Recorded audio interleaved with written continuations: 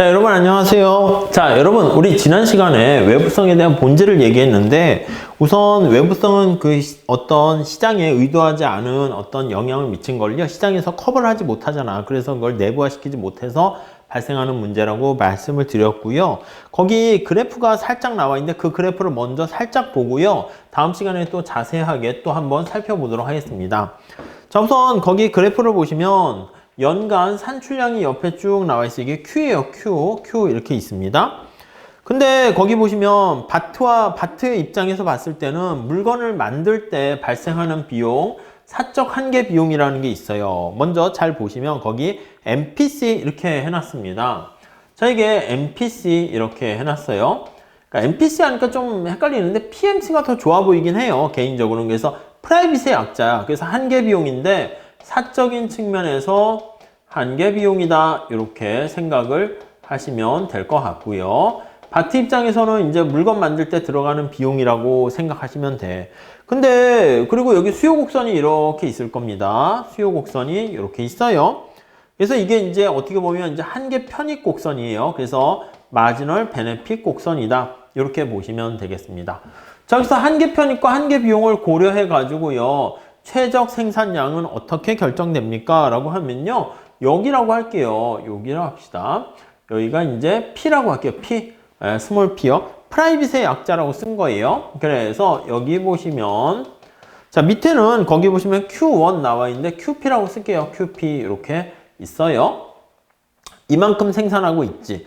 근데 우선 첫 번째로 뭘 생각하셔야 되냐면, 얘가 물건을 생산하는 과정에서 본의 아니게 외부 비용을 발생시켰습니다. 그래서 밑에 거기 MD라는 게 이제 마지널 데미지라고 생각하시면 되겠습니다. 요만큼의 이제 마지널 데미지를 발생시킨 거예요. 그래서 데미지니까 한계 손실 이렇게 번역을 했네. 한계 뭐 피해액이라고 할게요. 피해액. 그러니까 리사한테 이만큼의 피해를 끼치게 되었다라는 것을 알 수가 있습니다. 아시겠죠?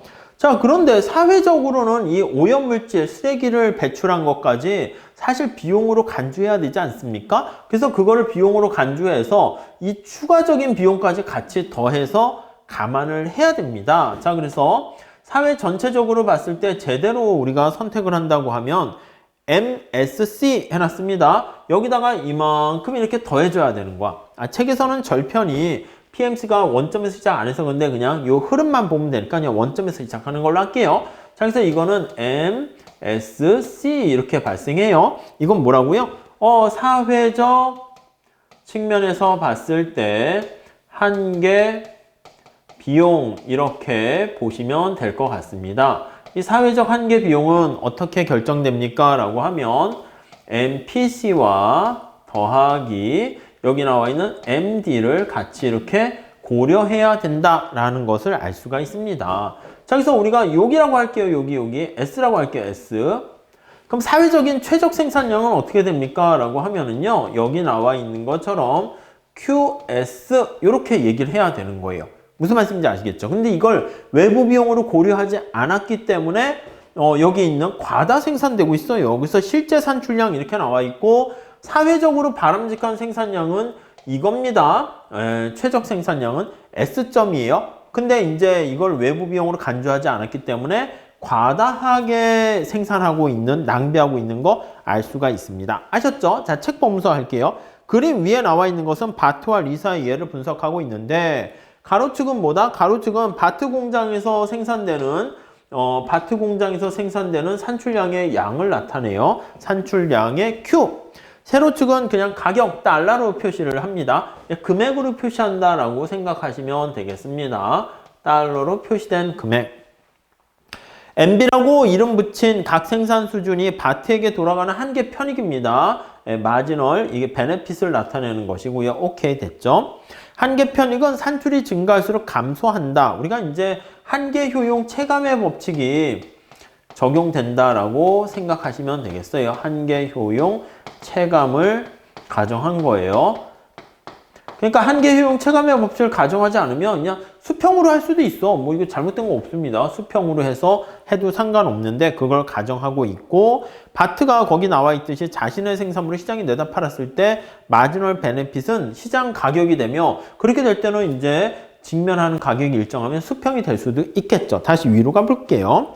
자, 이렇게 되어 있고 각 산출물의 수준과 사적 한계 비용, 그쵸? 이거 마지널 프라이빗 코스트가 됩니다. 요게 연계되어 있습니다. 그래서 사적 한계 비용은 바트가 투입물에 대해서 얼마나 돈을 생산할 때 비용을 지불하는가 해서, 바트 입장에서 최적은 사적인 측면에서 최적은 여기에요. 그래서 사적인 측면에서 최적 이렇게 되는 거 알 수가 있습니다. 네, 오케이. 거기까지 됐죠? 자, 그래서 거의 첫 번째 줄 101페이지 첫 번째 줄 보시면 산출량이 증가함에 따라 생산 비용은 증가한다고 가정하고, 생산의 부산물로 공장을 리사의 후생을 리사한테 피해를 주는 거죠. 감소시키는 환경 오염을 만들어냅니다. 이게 리사에게 미치게 되는 이게 외부 비용이다. 이렇게 생각을 하시면 될 것 같습니다. 네, 아셨죠? 이렇게 외부 비용 되고요. 자, 산출물 한 단위당 오염물질의 양은 일정하다고 가정을 하는데, 공장의 산출물이 증가함에 따라 오염의 양도 점차 증가한다고 가정한 거예요. 역시 이것도 일정할 수 있어요. MD도 그냥 일정할 수 있어요. 그러니까 뭐 이걸 뭐 반드시 우상향한다 그런 건 아니고, 여기서는 생산이 증가할수록 피해도 더 커진다라는 것을 상정한 거로 보시면 될 것 같습니다. 자, 두 번째 단락 볼게요.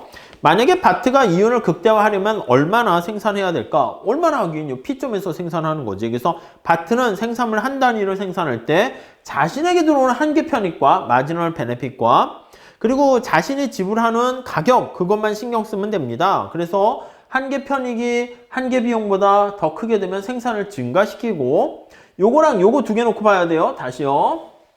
자, 우리 바트 입장에서 보면은 여기가 이제 마지널 베네핏이에요. 마지널 베네핏이 있고, 여기요, MPC 이렇게 있습니다. 이렇게 있는 거야. 그래서 만약에 요 상황이다라고 하면 어떻게 됩니까? 밑에서 올려다 봤을 때, 당연히 그 편익이 더 크잖아. 편익은 이만큼인데, 비용은 얼마입니까? 비용이 이만큼이라고. 그러니까 생산을 늘리는 게 합리적인 선택이죠. 이게 경제학의 한계 원리 아니겠습니까? 그래서 생산을 이렇게 증가시킨다고요. 이해되시죠? 만약에 반대로 여기 교차점보다 더 많아지게 되는 경우에는 네, 비용이 이만큼 높은 상황이야. 근데 편익은 어떻게 됩니까 하면 이렇게 편익은 작아요. 그러니까 요 교차점 오른쪽에 나와 있는 상황에서는 생산을 이렇게 줄여야 된다라는 지극히 당연한 원리를 얘기하고 있습니다. 자, 그래서 여기 보시면 여기가 이제 교점 이렇게 되는 거 알 수 있어요. 점점점 여기가 최적이다라고 생각을 하시면 돼요. 근데 프라이빗 입장으로 봤을 때 이해되시죠? 그 얘기를 하는 겁니다. 자, 그래서 거기 보시면 바트가 이윤을 극대화할 때는 여기 나와 있는 것처럼 얘는 어떤 경우에 결정됩니까? 라고 하면 MPC와 마지널 베네핏이 같아지는 데서 결정된다. 이게 한계 원리를 사용한다 라고 보시면 되겠습니다. 아셨죠? 자, 그렇게 보시면 돼요. 근데 사회적 관점에서 봤을 때는 MPC가 아니라 뭐랑 같아져야 되는 걸 찾습니까? 라고 하면 다시 이쪽으로 갈게요. 여기 보시면 MPC랑 마지널 베네핏이 같을 때는 사적이라니까. 근데 사회적 입장으로 봤을 때는요, 어떻게 되냐면 MSC, 이게 소셜이잖아. 소셜의 약자예요. 그래서 이게 뭐의 약자입니까? 잘 보면 M은 마지널이겠죠. 경제학에서 늘상 마지널, 소셜, 사회적인, 코스트 이렇게 보시면 되겠습니다. 그래서 여기가 바로 뭐다? 여기가 사회적인 측면에서 봤을 때 최적 생산 수준이다. 이렇게 정리를 하시면 되겠습니다. 아셨죠? 그래서 사회적인 수준에서 최적 생산 거기 나와 있고요.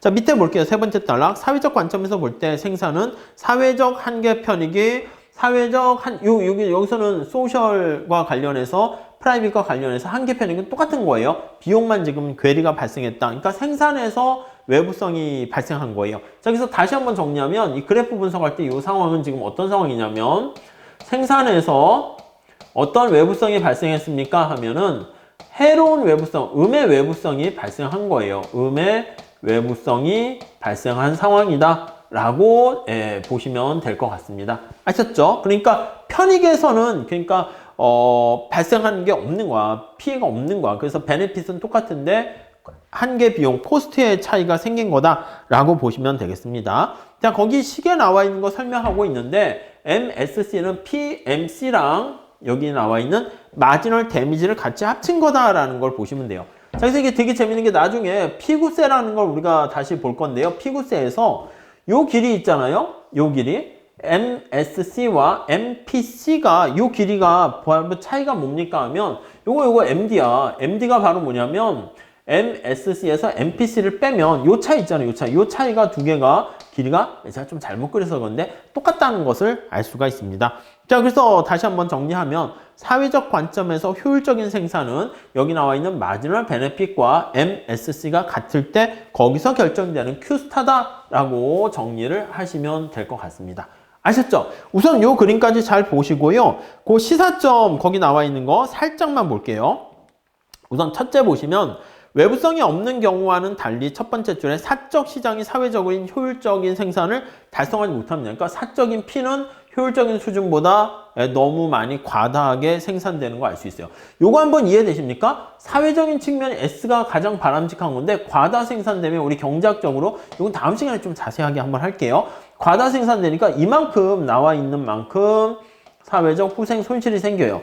이거 이해되시죠? 이게 여러분 과다 생산돼도 사회적 후생 손실이 되고요. 과소 생산돼도 사회적 후생 손실이 생겨요. 얘가 바로 데드웨이트 로스다. 과다 생산에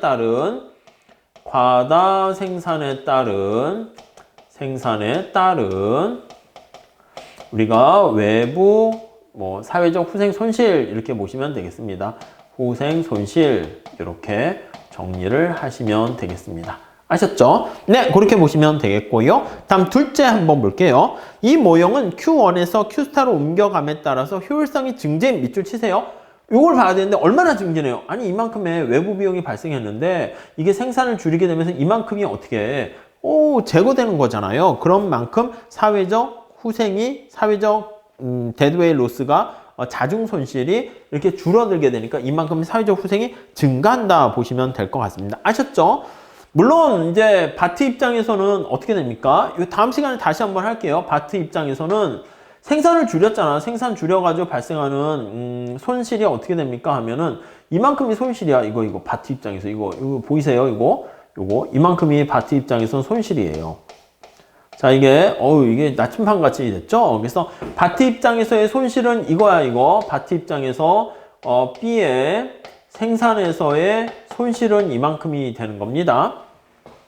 이만큼이 생산을 죄송해요. 여기까지가 아니라 그림을 잘못했네. 여기서 보면 이렇게 돼 있고 여기 이렇게 돼 있고 그림이 복잡해서 다음 시간에 다시 하려고 했는데 자, 여기 보시면 이만큼이 날아가는 거야. 여기까지가 최적인데 이만큼 생산을 덜 못한 거잖아. 그래서 바트 입장에서 손실이 되는 크기는 이만큼이 된다고. 손실의 크기는.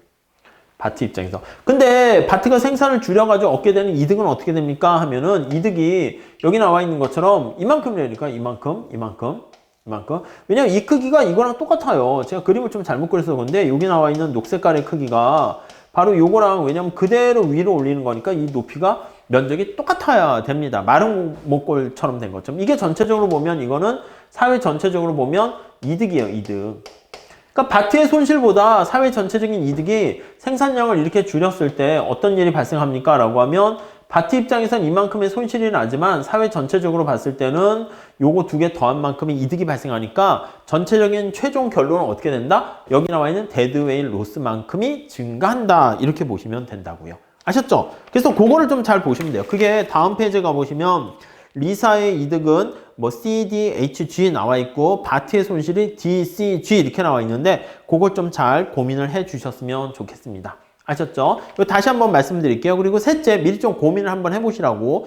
자, 셋째, 이 분석은 일반적으로 오염량이 제로인 것으로 사회적으로 바람직한 것은 아니다. 아니요, 여기 보시면 이게 사회적인 최적 수준에 왔다 해서 오염 물질이 빵이에요? 그건 아니야. 여기 보시면 이만큼의 총 오염 비용은 여전히 있어요. 그래서 제가 말씀드린 것처럼 환경 오염을 제로로 하는 게 가장 바람직한 게 제일 좋으냐? 그건 아니라니까. 편익과 비용 두 번째 줄에 나와 있죠. 적합한 오염 물질의 양을 찾기 위해서는 편익과 비용의 상충 관계를 고려해야만 하며 이렇게 나와 있습니다. 그래서 최적 상태에서 오염물질의 양이 제로가 아니다 라는 것까지 잘 정리하시면 될 것 같습니다. 아셨죠? 거기까지 좀 정리하시고요. 다음에 103페이지 거기 가보시면 마지막으로 이와 같은 분석을 실천에 옮기려면 가상의 동그라미 치세요. 한계 손실이나 한계 비용 곡선을 그리는 것 이상의 노력이 필요하대. 그래서 왜냐면 보이지 않잖아. 편익과 비용을 우리가 측정할 수 없잖아요. 그렇기 때문에 그런 것까지 고려를 해야 되고 최소한 근사적으로 추정해야지 오염 손실의 가치를 찾아낼 수 있는데 현실적으로는